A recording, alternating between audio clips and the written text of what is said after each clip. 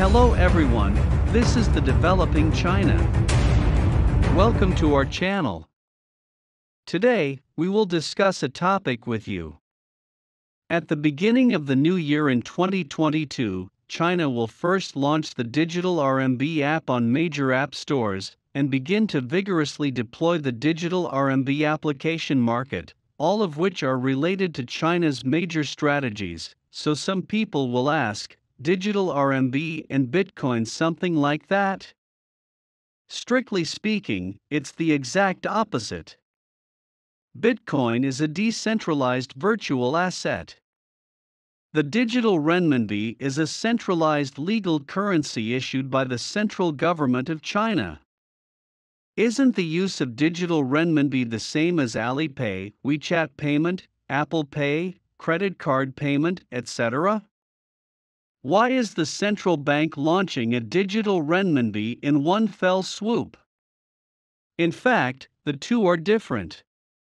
Digital RMB is money issued directly by the central bank, while third-party payment platforms such as Alipay are just payment tools. Furthermore, in the future, digital RMB will bring us more convenience than payment platforms such as Alipay and WeChat. First of all, payment platforms such as Alipay and WeChat must be assisted by networks and signals, otherwise it will be difficult to perform payment operations. But the digital people don't need it. They only need two mobile phones to collide to complete the transfer payment business. Don't worry, I'll explain it to you below. How much do you know about digital yuan? What is the background of the digital renminbi? On the surface, the digital renminbi means the digitization of currency, turning the cash banknotes in the hand into a string of numbers in the mobile wallet. But digital currency is not a new currency. It belongs to legal tender in digital form controlled by the Central Bank of China. In the real experience, consumers will find that there is not much difference between digital renminbi and general digital payment, and people's general impression of digital renminbi is still more at the level of safer. In fact, the digital yuan is far more secure than Apple Pay. The former and the latter two concepts are completely different. The core difference is that digital renminbi is a digital form of legal tender issued by the People's Bank of China, which itself is money, while Apple Pay is just a wallet. Consumers need to transfer the money from the bank into the wallet to use it. Need to go back to the bank. This essential difference enables the digital renminbi to realize dual offline payment. Even if the mobile phone of both parties has no signal, the transaction can be completed like a banknote. That is to say, if the platform system fails or even crashes, related transactions can still be carried out. Compared with other digital currencies such as Bitcoin, the digital renminbi also has essential differences. Although blockchain technology is also applied, digital renminbi is a legal currency endorsed by national credit, and its currency value is as stable as paper currency, unlike Bitcoin, whose currency value depends on mining output and market sentiment fluctuations. Moreover, the digital renminbi can technically realize massive transactions in daily life and eventually replace paper money. But it is difficult to imagine that people use Bitcoin to buy popcorn and movie tickets in reality. Mobile payment is currently entering a stage of rapid development. Barcode payment and NFC payment derived from this are gradually occupying the offline transaction market. Instead of cash, it has become a common transaction mode in offline payment scenarios. Non-cash payment will gradually occupy the main transaction in offline consumption scenarios. Model: electronic payments are becoming more and more popular, and the use of cash is gradually declining. And with the rapid rise of the industrial internet, industrial payment has gradually become a new growth point of China's mobile payment, and digital people have emerged as the times require. Digital RMB versus Bitcoin. Various virtual currencies have swept the world, causing a huge impact on the legal currencies of various countries. Even Facebook also launched Libra coins that year, trying to coerce the US government to recognize its legal status.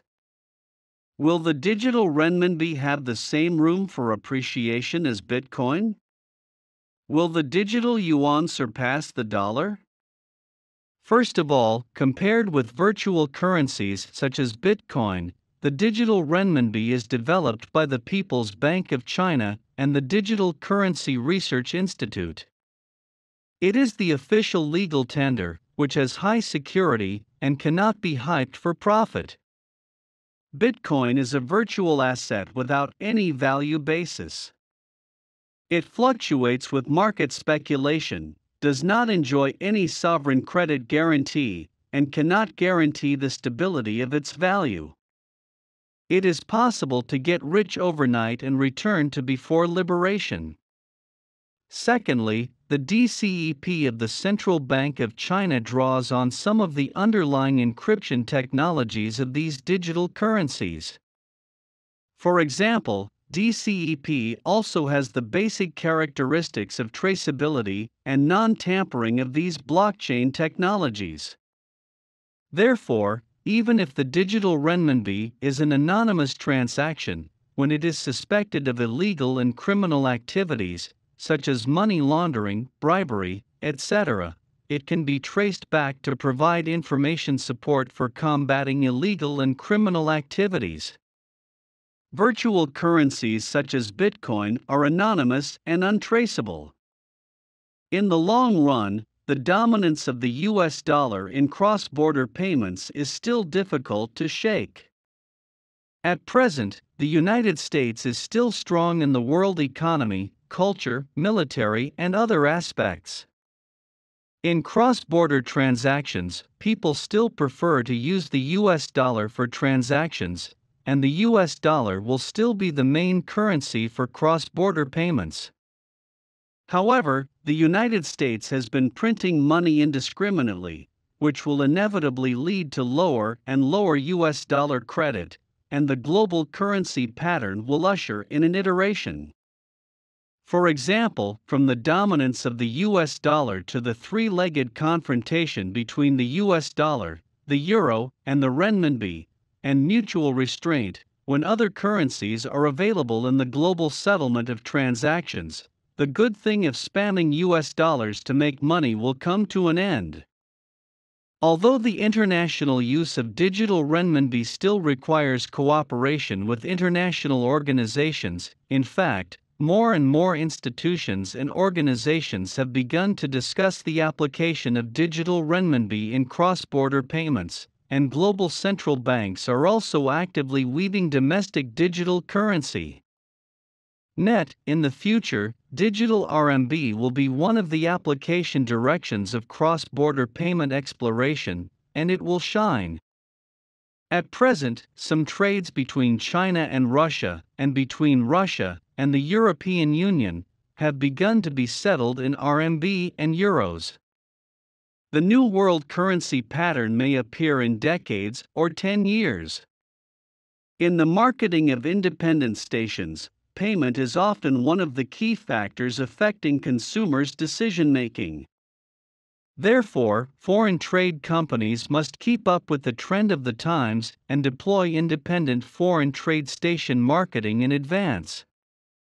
In independent stations, use digital RMB to solve customer payment concerns.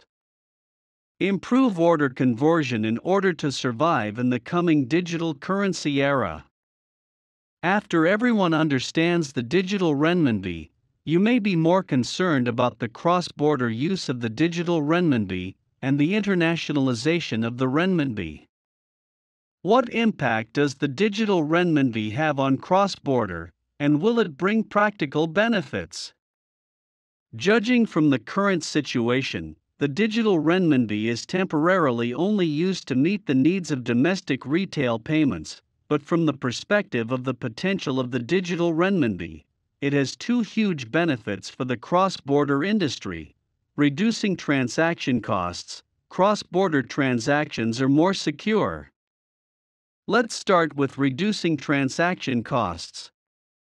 Since cross-border transactions often involve multiple banks and intermediaries, transfers go through multiple ledgers, and payment information also needs to be transferred and confirmed multiple times. Therefore, this undoubtedly increases the cost of cross-border transactions.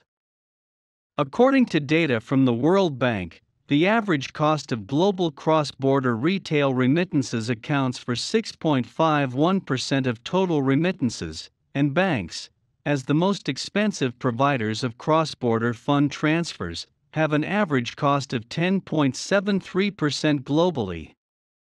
As an electronic legal currency, digital renminbi has high liquidity and low liquidity management costs. It can still be used even if it is not connected to the internet. It can effectively reduce the number of intermediaries, thereby limiting the need for multiple continuous communication jumps, and can well control cross-border communication. Costs paid by the environment. Cross-border transactions are safer. As mentioned earlier, digital renminbi is equivalent to legal tender, so digital renminbi is direct, different from third-party payment institutions, and can greatly reduce the dependence on intermediary institutions, intermediate facilities, and intermediate links and credit risks and liquidity in use. The risk is also greatly reduced, and the safety is therefore improved. Digital RMB can be widely used in cross-border payments to speed up RMB internationalization. The application of digital currency can greatly reduce the handling fee and time cost of cross-border trade, thereby promoting the internationalization of RMB.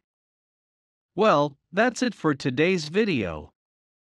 In today's video, we introduce the background of the digital renminbi, the difference from Bitcoin, and a trend of cross-border payments in the future.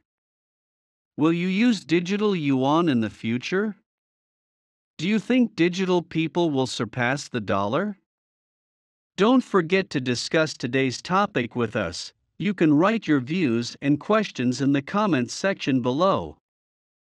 Thanks for watching our video.